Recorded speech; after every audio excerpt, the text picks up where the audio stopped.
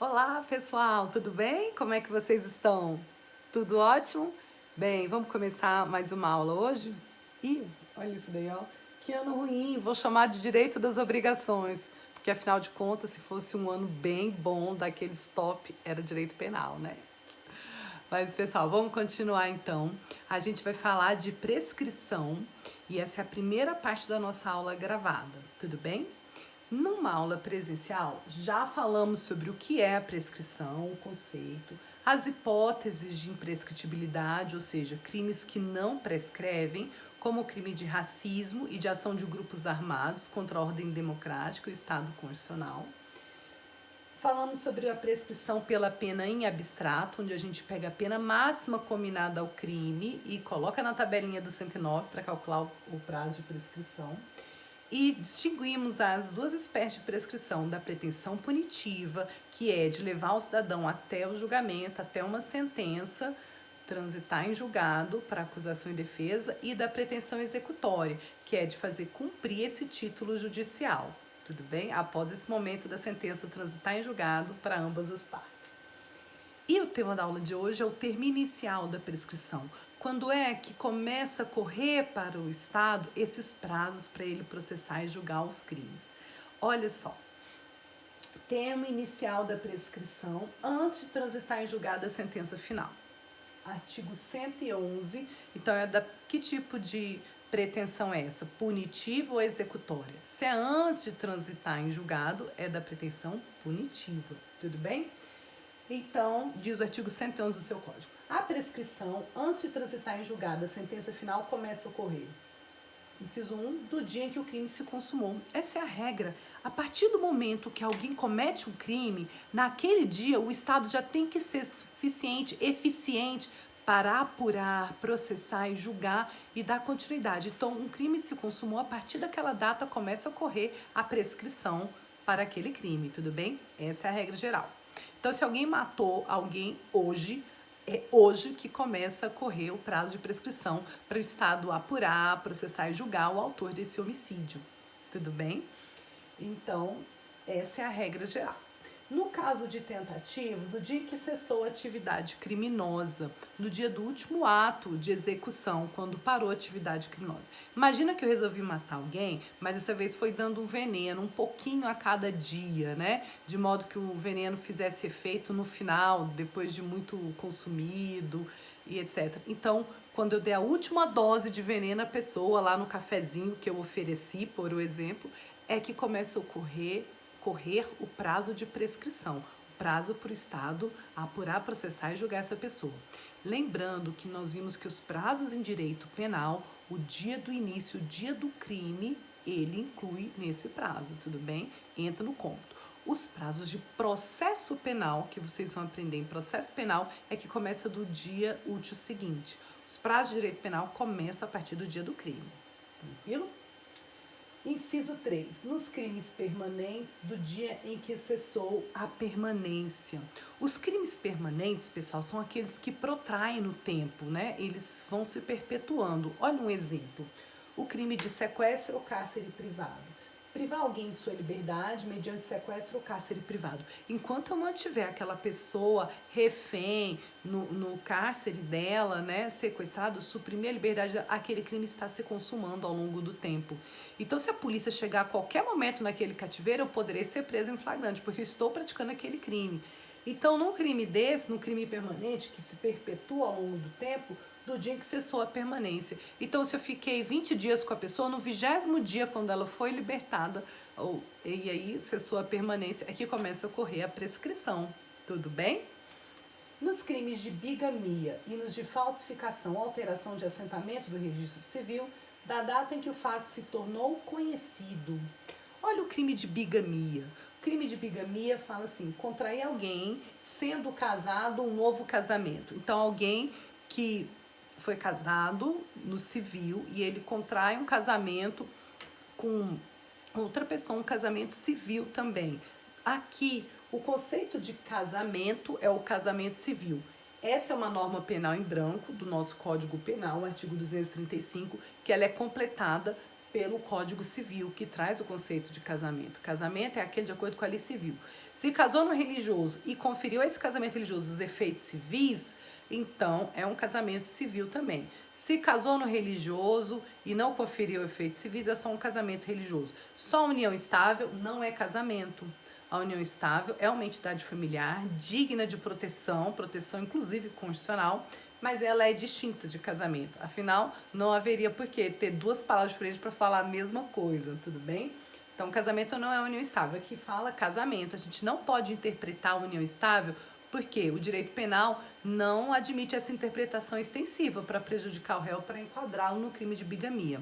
Então, se alguém é casado com efeitos civis e tem uma união estável, ele não está cometendo bigamia. Aqui a gente está falando de casamento civil e casamento civil.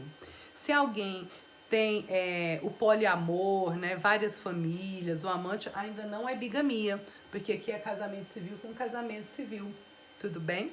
Então, esse crime de bigamia, quando é que começa a ocorrer a prescrição? Vamos lá?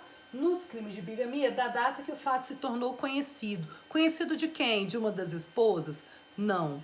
O Código Penal é silente, mas interpreta a doutrina da seguinte forma: conhecido de uma autoridade pública, seja o delegado, o juiz, o promotor de justiça. Quando esse fato se tornou conhecido, é que começa a correr o prazo para processar a pessoa por bigamia. Então, esse crime de bigamia é uma norma penal que protege o casamento civil, protege as leis que regem o casamento. Então, você contrair dois casamentos, não começa a contar a prescrição lá de trás, da data que você se casou, mas começa a contar do dia em que foi descoberto por uma autoridade pública essa bigamia. Tudo bem? Um outro crime que também começa a contar a prescrição do dia em que ficou conhecido é o crime também chamado de adoção à brasileira. É o crime do artigo 242 do Código Penal, quando a pessoa registra como seu filho de outrem por um motivo de reconhecida nobreza, por exemplo, para dar educação e tal. Bom, nesse caso de reconhecida nobreza, o juiz pode até deixar de aplicar a pena.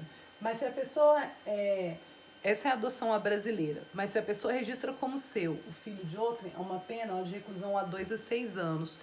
Só que esse crime não começa a contar a prescrição do dia do registro.